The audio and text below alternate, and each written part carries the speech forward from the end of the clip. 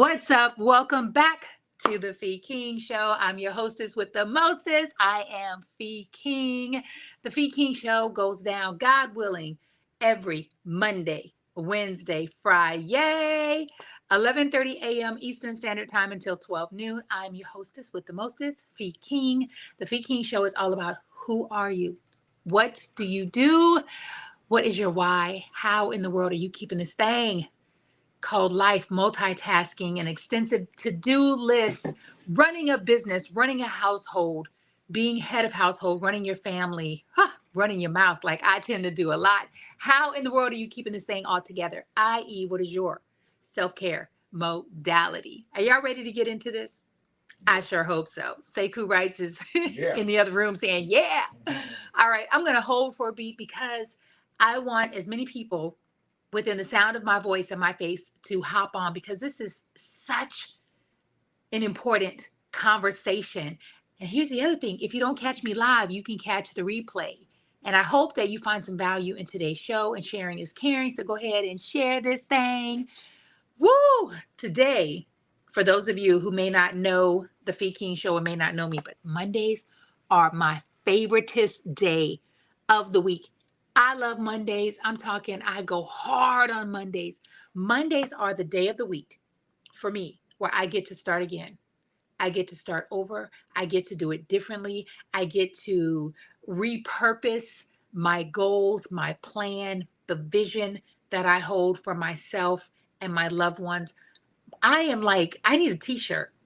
Team Monday. I am Team Monday. And every time I hear someone, whether it's I'm overhearing them in the bank, in Target while I'm running, bemoan Monday, and I'm just like, I just want to hug them and say, Monday is the day. And I feel like we've allowed society to condition us to believe that we ought to bemoan Monday, right? And I don't think that's true. I love Mondays, and I lovingly invite you to reframe Monday. Every day for me is an amazing day. Every day, no matter what, no matter who, is an amazing day. Thank you. Welcome to the Fee King Show. Loving me, top notch, diamond. Hey, I appreciate you being here, and I really appreciate the roses and the heart. That is what I'm talking about. This is a brother or a sister, because the photo is so small, that I need in our community where we are getting physically and fiscally fit AF. We have finally opened the doors. I will be posting that link, but let us get into the Fee King Show. We are talking about Mondays being my favoriteest day of the week, and Monday being the day that you manifest all of the things, the people, the situations, and the circumstances that you want. Of course, we're manifesting it all day, but Mondays, you get to be intentional. You get to be specific, and you get to be even more passionate and committed. The question on the table is, because we're in the last quarter of the year. I mean, we're at the 2 month mark. We're at the 2 month mark. We're going to be in 2025. I don't know about you. I'm not a big holiday person. I really am not. Holidays have just not been my thing for a long time. However, and I don't even go out and hoopla and party and all of that, but I love New Year's Eve simply because I get to really be quiet with myself and get still. And I have a small community it's really one. And this year it's going to be two. No, last year it was two.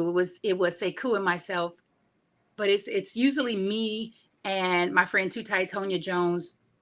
We get together virtually. We've gotten together in person when I lived in LA, and we really get clear on our mission statement for our life, our mission statement. And one of the things that Tonya and my sister used to do this with us. The one thing that they both really helped me with, which was dialing back my mission statement. They're like, Fee, you want to conquer the world in such a short amount of time. You have a lot on your list. And I was like, yeah, but. And they're like, it's all in order. Like, just maybe take 8 things off. And that really helped me to see that less is more. Less is more. And say, cool. piggybacks that. And he's helped me a lot because I love a lot of things. And I do a lot of things well. Some things I do exceptional. And I think at the core of it, I love people and I love helping people. I love when I see the light go off and when I see people light up in my presence. And here's the thing.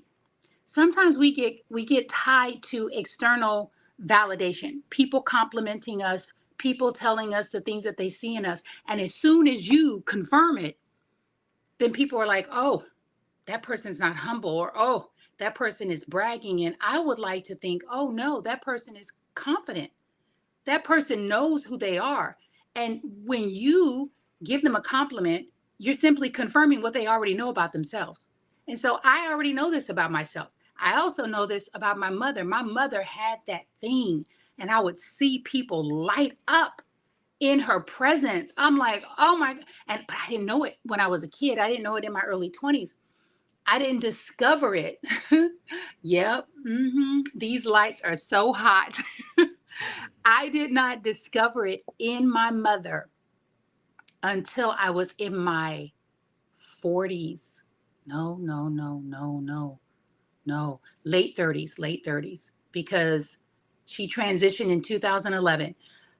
I moved my mom from Omaha to LA, and she lived with me for a few days. We were putting her in an alcohol treatment facility.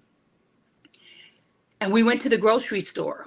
We were in the grocery store 10 minutes. We weren't going grocery shopping. Good morning. We were picking something up. And we were walking out of the grocery store, and this older Black man. We were in a neighborhood where we were definitely the triple minority: Black, women, Black. It was very homogenous. And this older Black man said something like, well, good talking to you. You have a blessed day, sis. And I was like, who's he talking to? And my mom said, you too, baby. And I was like, what are you doing? She was like, oh, well, he just came up to me and started talking. But that would happen a lot. People would just come up to her and start talking. And then before you know it, they've been invited to the cookout. Like my mom's house, our house, every Friday, Saturday, Sunday, probably from the time I was born until the age of 12, there was a house party. And I just remember vowing, I was like, when I grow up, I'm not doing house parties. I'm not having them. I don't want all those people, all that noise. I digress.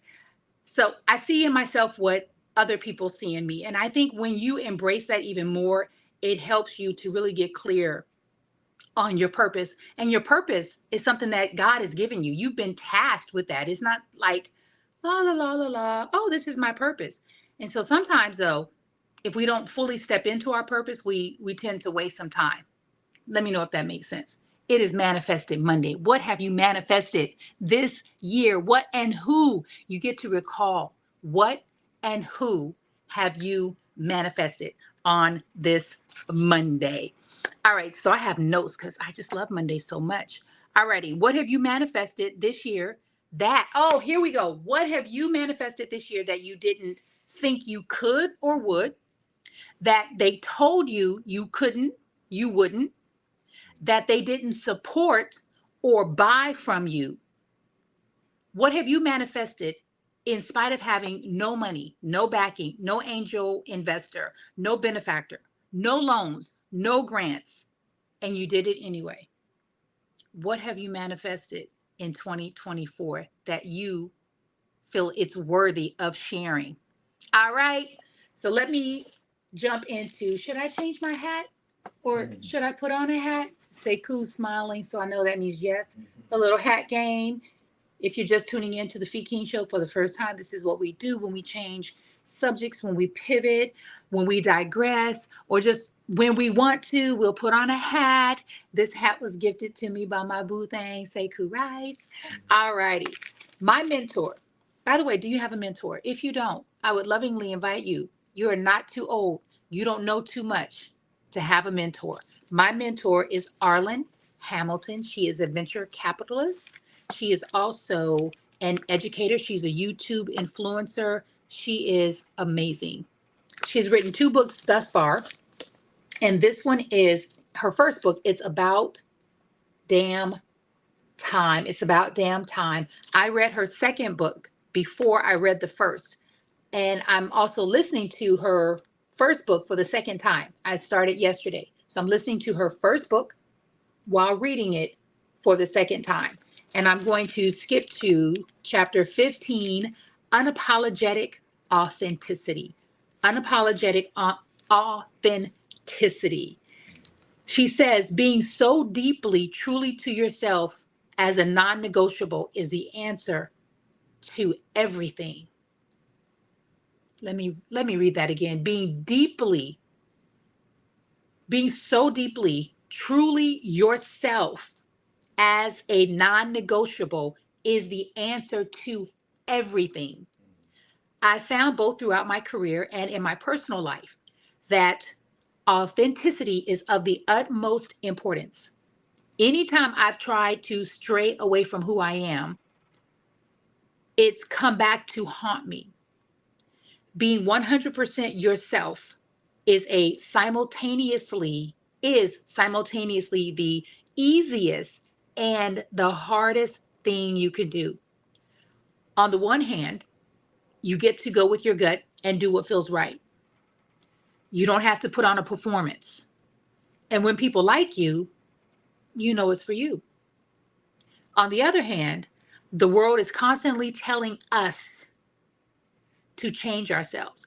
I preface us because as a woman, as a Black woman, from the time I could recall, which was at a very, very, very early age, I want to say before I started school, I had a family member. I don't know who this family member is or was. She was an older woman. My dad would take me to Mississippi with him. Sometimes twice a year. We would drive from Omaha to Mississippi. And I was a very girly girl. I was a tomboy, but I also loved lip gloss. I loved lip gloss and fingernail polish. I mean, I think most girls, most girly girls love, we love accessories. We love shiny color, shiny things, colorful things. We like glitter, come on now, look at my earrings. Like I like interesting, unique things, and I love color. I'm a Libra. I had on red lipstick. This woman told me, I think she told me I was going to go to hell for wearing red fingernail polish. She said that it was the color of the devil and I should be ashamed of myself. Now, mind you, I'm not even in kindergarten yet. I have not started school. And there was so much shame associated with the color that my mom allowed me to put on my nails. And it made me feel embarrassed, like I should know better at 4. It made me feel ostracized. And that was one of many. And I'm sure every woman can attest to this. And I'm sure men can attest to this, where someone had something to say about the way you chose to wear your hair or the way your parents chose to style your hair, or earrings, makeup, hair, no hair. I could go on and on and on, right? This chapter really speaks to me. Arlen also goes on to say, we're always being pushed. We're always being pushed to make ourselves more palatable so that other people are comfortable. Those are my words. Ourselves more palatable to the outside world, make ourselves smaller so we fit into the small boxes of expectation that society throws at us. When your gender, race, sexuality, ability, or any other characteristic is othered, meaning you're in a box, check other, is already read as different. Being yourself can be a radical act. I also learned that when I moved to LA to pursue my acting career, it seemed, and again, this could be a story that I created in my mind, because it could have been what I was focusing on. It seemed as if most of the Black women in my acting class on auditions had a weave, and they had long, straight hair. And I had short, permed hair. It was very short, and I was really wanting to grow my perm out. I wanted to go natural. So I was in that in-between stage. And again, this is just my experience. This is not the totality of facts, because there are thousands of African American actresses in LA, New York as well. I was in LA. I know New Yorkers, the sisters tend to be more natural in their hairstyle. And so I said, huh. And then I also noticed that the majority of the Black women that I encountered in acting class and on auditions, they didn't speak like me. They spoke like, if I close my eyes, I would think that I'm hearing a Caucasian person. And so I was like, huh, note to self. And then that starts to work on your psychology. And I thought, okay, need to get a weave. Let me get me a weave. Let me find someone to put a weave in my hair. And then I had an acting teacher who asked me, he said, Fee, when you're hanging out with your girlfriends, like, take me through that. I was like, what do you mean? He said, like, we're having a conversation, like, I'm your homegirl. How, talk to me. Like, I'm your friend. What does that conversation sound like? And so the conversation sounded like this, like me, I'm just talking. He said, yes, that's who I want to see in this scene. I was like, what do you mean? He said, sometimes you tend to over enunciate. He said, and it seems as if you're trying to speak like someone you're not. I was like, no, he didn't. Called me out with so much love, but he was right. So I was trying to be someone I thought the industry wanted based on the other girls that I was seeing in acting classes and on auditions and just everywhere. I thought that I needed to be someone other than I was. And I'm sure that that comes up for you in business. I think I should do my social media videos this way because this is what all of the thought leaders, the branding leaders, the digital branding content creator, social media manager people are saying. No, you get to be you. Now, can you improve your diction if that's your choice? Yes. Can you increase your vocabulary if you so choose so? Yes. But it has to be something that you want to do. And I love this chapter so much because Arlen appears, she reads when I watch her videos on YouTube, when I take some of her courses through her Arlen's Academy. She seems to be just who she is. She said, I don't dress fancy. I pretty much wear sweats and I love purple shoes. I don't spend a lot of money on shoes. I spend my money on experiences. I don't wear makeup typically.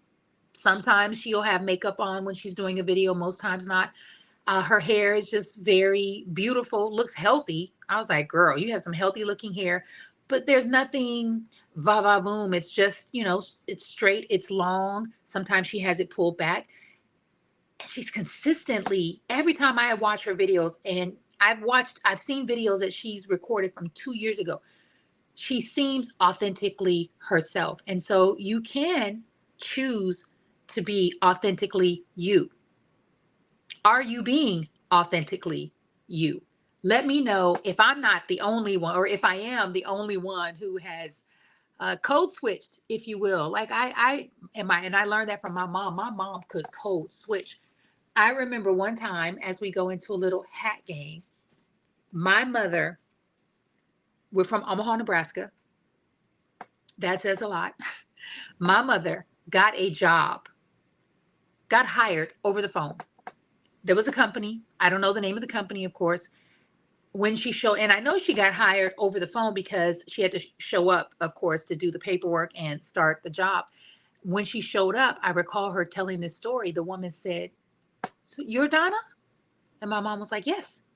She said, no, the lady that I spoke on the phone, Donna Brooks or whatever her last name was at that time.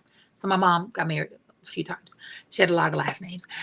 And so my mom said, yes. And she was like, oh, okay. Shocked. Because my mom was a 6'1.5" tall, 6 feet and a half inches, not 6'1.5", not almost 7 feet tall, dark brown skinned woman. They were not expecting her. And it's because she was the code switch queen. She could get on that phone or have a conversation with you, and you would think that you're talking to Jane. She was good.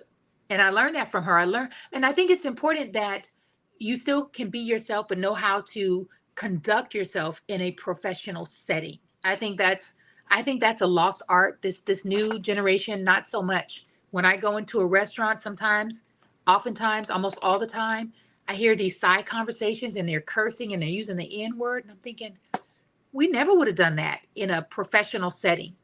So I think therein lies some opportunity to finesse who you are. You don't have to code switch. You don't have to dumb it down. You don't have to change it. But it's important to know how to conduct yourself in a professional setting. That's just my opinion. But let me check in with the streets and see what the streets are saying. So comments, streets, Fatima West, LOL. Co-shifting is an art. Sometimes it works in our favor. Yes, yes. As long as we can still be ourselves, because I have been told, and the first time I heard this expression, it was my ex-boyfriend's grandmother. This was back in the day. I was in my 20s, and I'm trying to think of her name because she was so good to me. She was so amazing, and I learned some things from Miss Z. Gerald Strange. Ooh, Miss Z. Gerald Strange laced me with some fur trim coats, wool coats, and clothes. And she was just kind. She made me feel like I was her granddaughter.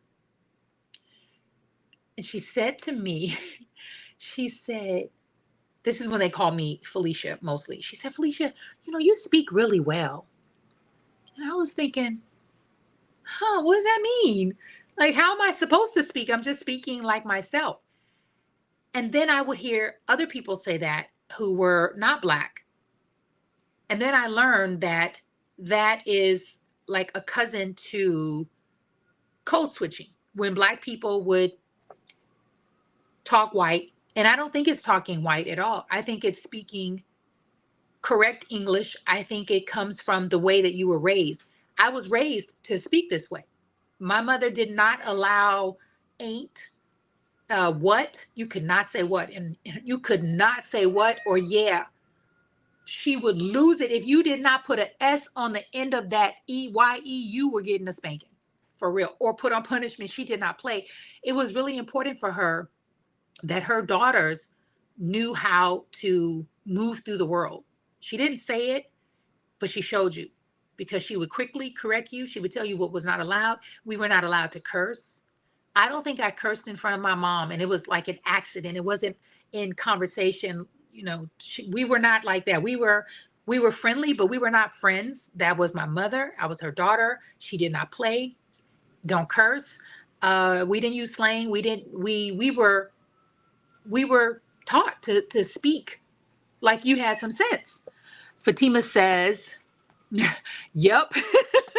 My professional tone, voice, language, structure belongs in a certain space. I own the professional, educated Black woman. Yes, you are, Miss Fatima West. Yes, you are. Instagram, what y'all got for me? What y'all got for me? Instagram, what do you have for me? Fatima West, Angel would get that all the time. Why you speak so white? And she was speaking the way we speak at home, in our home, and it's obvious we are not white. Yes, I think we still have some work to do around that, around labeling Black people or putting us in a certain box because of the way you speak. Because I've had cousins do it, especially when I moved away and I came back, and they would say, "Girl, you talk so white." And I'm like, but how could I? I am from here. I was raised here. I was raised with you all.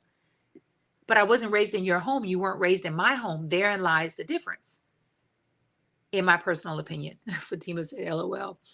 All right, y'all. Well, thank you for being here. And I want to invite you to, if you're watching the replay, to type in the comment section, whether it's a sentence, a word, or a short soliloquy, what you've been able to manifest in 2024. Sometimes we forget. And I'm here to remind you that while 2024 may not have given you everything that you wanted and need you, I believe if you go back into your Rolodex, your memory Rolodex, you will recall, and it could be something from the smallest to the biggest. What have you manifested in 2024? Before we get out of here, I'm going to share with you something super duper simple that I manifested. It's so simple. However, it means so much to me. And it's a sign from God that I'm on the right track and that I'm exactly where God wants me. When I moved to Baltimore, I acknowledge that I did not make a concerted, intentional effort to connect. I definitely made an effort. However, it was fleeting only because I was working so much. I was so focused on getting myself from where I was to somewhere in the middle. Because let me tell you something, Uber is such a blessing. Uber, though, is not sexy or glamorous, but what it is, what it did for me was it afforded me income every day, all day. It afforded me stories that I am unable to make up. I can't make up these stories. They're so rich.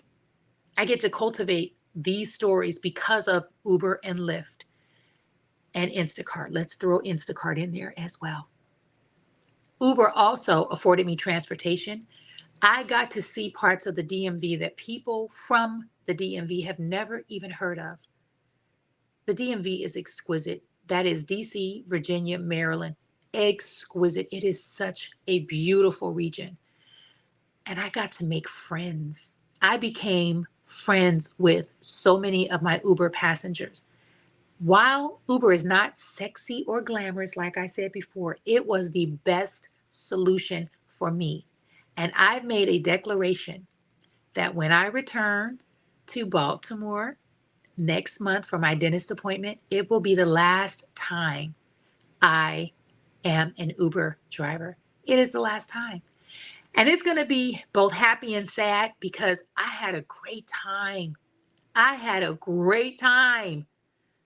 Y'all, let me lean in here. I had a great time.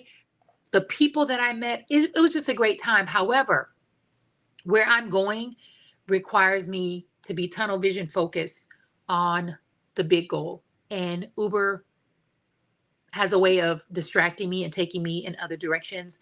And it's also a great way to chase short money. And we're not here to chase short money. Yeah. Thank you, Uber. It has been amazing. And I look forward to doing a farewell video. So stay tuned for that. And we're going to end with a couple announcements coming up. I almost forgot my announcements coming up. Save the day. Go ahead and write it down right now. Write it down right now. November 1st, I will be facilitating a 30-day facial cupping and wood tool body contouring challenge. This is going to be a game changer. So many people ask me, Fee, does it work? And my response to that is, it works when you work it. And you get to be your biggest and best testimony. You get to see, oh my goodness, this does work, or oh my goodness, this does not work for me.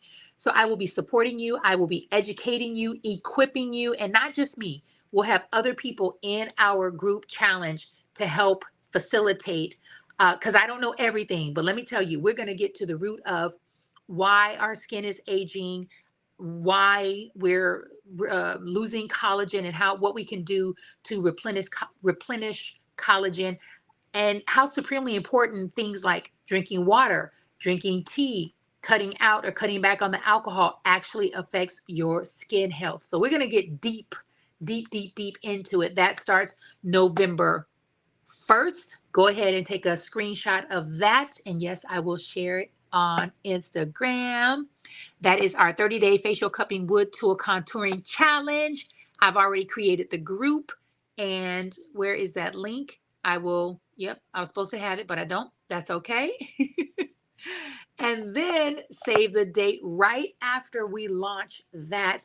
We are, meaning Sekou and I, are going to be teaching a 2-day a 2-day Get Physically and Fiscally Fit webinar. That is going down November 22nd, which is Friday at 7:30 p.m. right before Thanksgiving.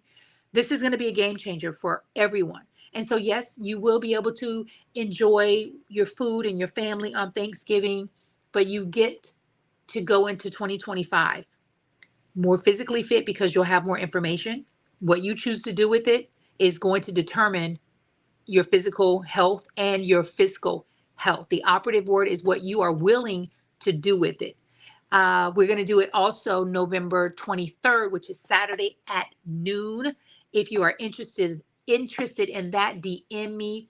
When we get closer to the 22nd and the 23rd, we will be sending out the registration link and the webinar link. Stay tuned for that. So that is I am a bad boop at being at being physically and fiscally fit 2-day webinar training class with Sekou Wrights and Fee King. I am your hostess with the mostest, Fee King. This is the Fee King Show. It goes down, God willing, every Monday, Wednesday, Friday, 11:30 a.m. Eastern Standard Time. I bid you love, light, peace, prosperity, possibility, positivity, excellent health, because there is no wealth without health. They are partners. They go hand in hand. One is not more important than the other. And when you build your financial health and your physical health together, you have a longer, more lustrous life, and you have more shelf life to enjoy your wealth. I will see you, God willing, on the other side of health and wellness. I have a guest Wednesday. I'm super excited to interview this brother. So come back. Peace.